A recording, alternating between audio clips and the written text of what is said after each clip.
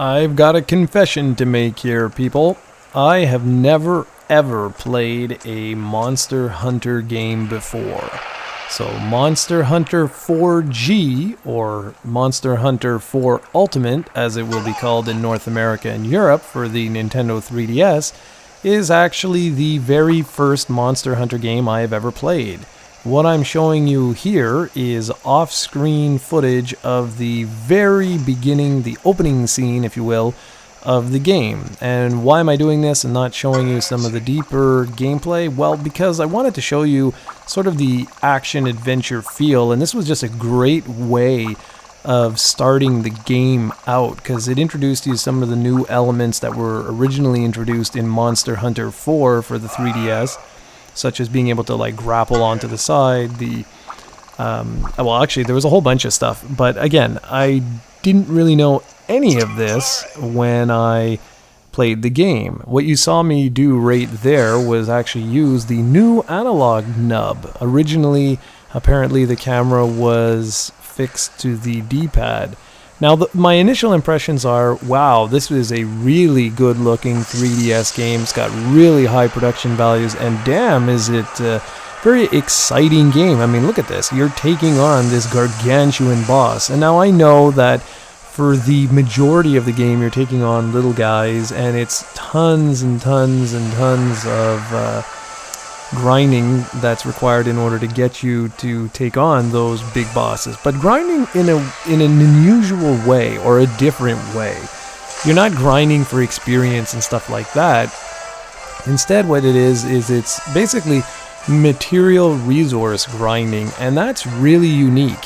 So for example, in the main game, you'll be on this huge overworld, and what you're trying to do is maybe collect mushrooms or take down these really small, tiny little monsters in order to get like their pelts or stuff like that. Like you want to make leather out of it, and you'll pick up a wide variety of quests along the way.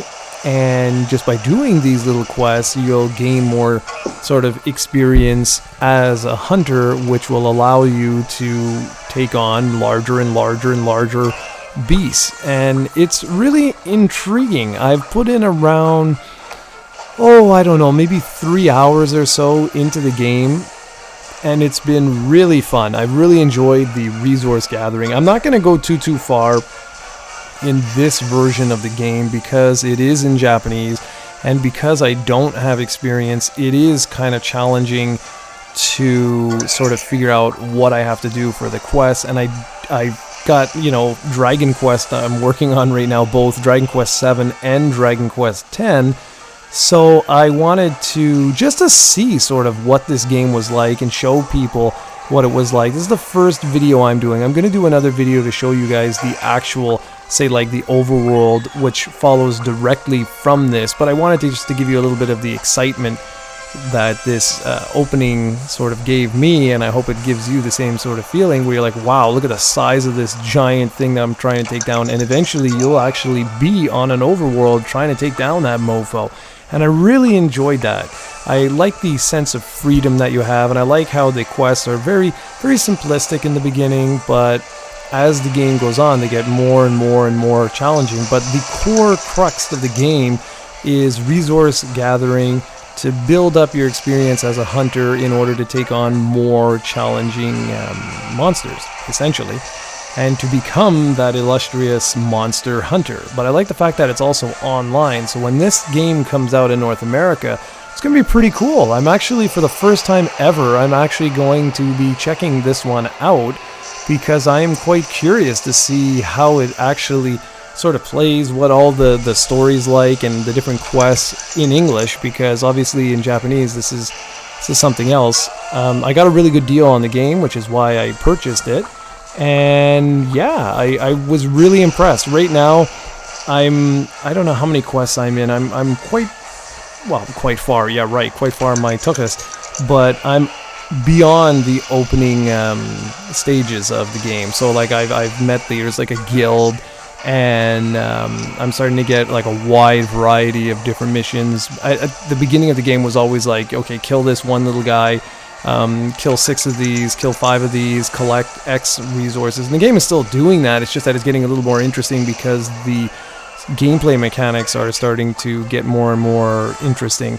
I also like the fact that there's like a bajillion different weapons in the game, which is really cool because as you get better with these weapons, at least from what I'm seeing, is you can pull off some pretty wild and advanced moves, which is really neat. See, right there is where I held the R button.